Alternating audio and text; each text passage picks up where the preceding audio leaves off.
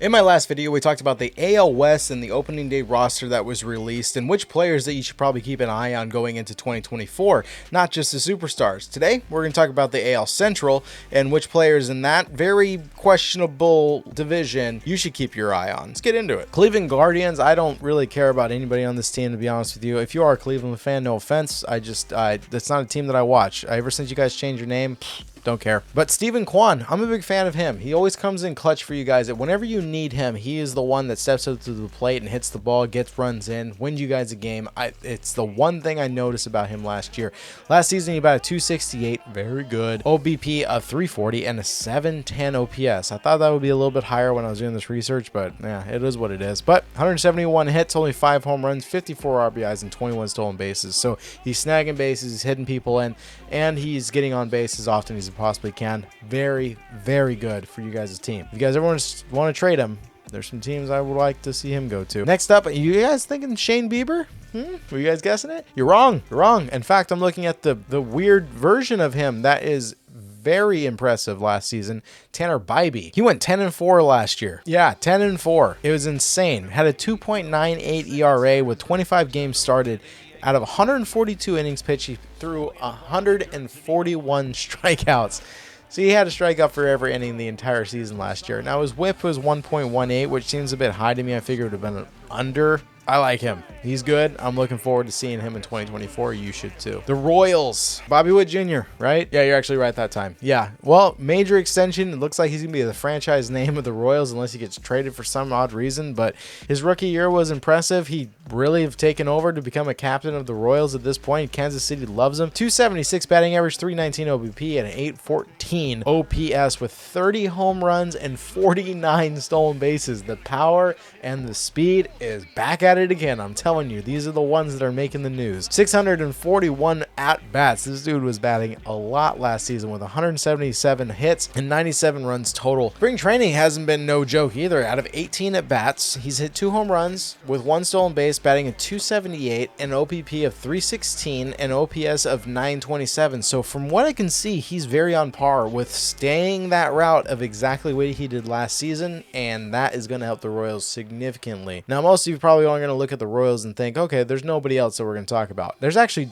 3 more, and the next one is MJ Melendez. Now, if you are a Royals fan, you already know what he did last year.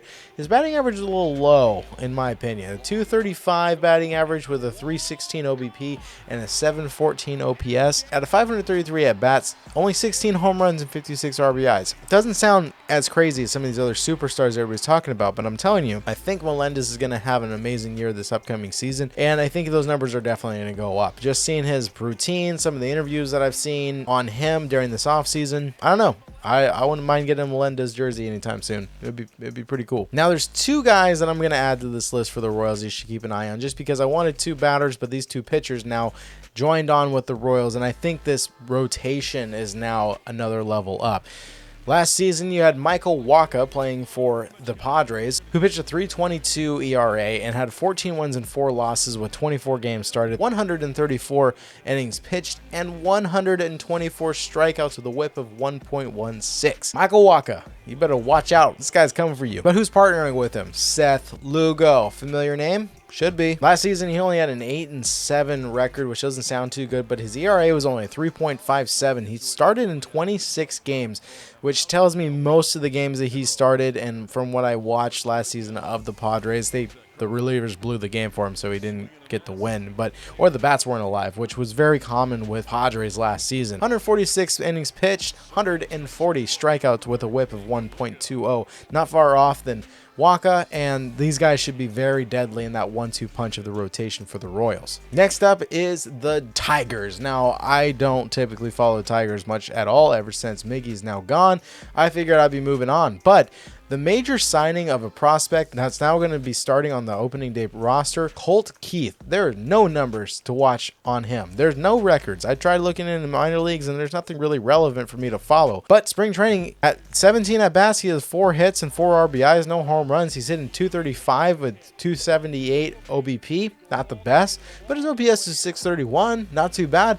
This guy, they got a lot of faith in him. I don't know if the Tigers were desperate to sign somebody and get somebody over there at second base, but they believe in him. And I think you Tiger fans should be looking forward to making him your next franchise name, as they offered him that massive contract. The other one was last year, Riley Green, the rookie. He was good, the face of everything.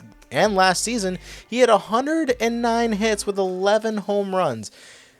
Yeah, with 288 batting average out of 375 at-bats with an OBP of 349 and OPS of 796. Riley Green, if he stays healthy, he's going to be an awesome center fielder defensively, and he's going to wake up the bats and hopefully get the Tigers a few more extra wins this season rather than last season. I would still say the Tigers need to really step up their game, either with prospects, which I think they're doing with Colt Keith, or trade to get some sort of power or high batting average player on their team, because Spencer Torkelson's pretty much the only other guy that I'd be paying attention to on the Tigers that I'm not really mentioning because everybody knows who he is. But this is good to have. Riley Green's awesome, and Colt Keith, man, I just want to see what he can do. Twins, Royce Lewis, consistent. That's all I can say. Consistent, and I'm hoping that he has a stellar year. Last season, due to injuries, of course, he didn't play a full season. He only had 217 at-bats, but 217 is a pretty good example. And he hit 309. He hit 309 with 217 at-bats. He had 15 home runs and 52 RBIs. If he can stay healthy and he keeps his OPS at 920 like he did last season, why not? And this spring training, he's kind of showing it. 13 at-bats, I know, small sample size, but 5 hits, 1 home run, 6 RBIs, 385 batting average, 500 OBP, and an OPS of 1.192. Yep, Royce Lewis, I like him. Third base, hell yeah. The other one is a pickup from Pittsburgh who had an awesome year with the Pirates. Carlos Santana is going to be their first baseman. Most likely, actually, I think he's going to be their DH. I don't think they're going to be putting him at first base, just my opinion.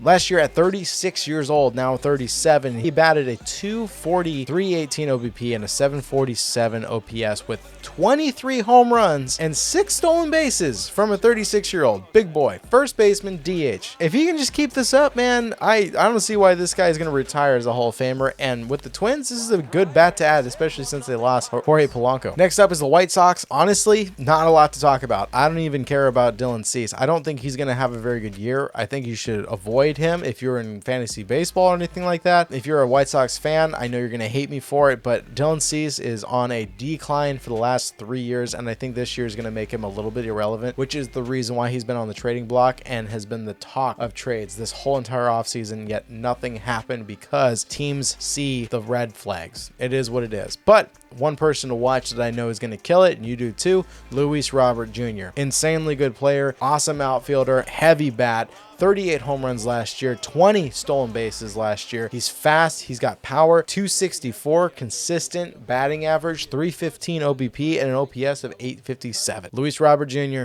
I like him a lot. Well, that's all I have for you guys today. If you can, before you click away, subscribe, like the video, or leave a comment below if you think there's a player that I should have included, or maybe one of these guys didn't deserve to be mentioned. I would appreciate it. We can talk about it. I can read my notes, and maybe I can change my mind. I don't know. PSA announcement, if you're going to be in Seattle for opening day, check me out behind home plate somewhere. Peace.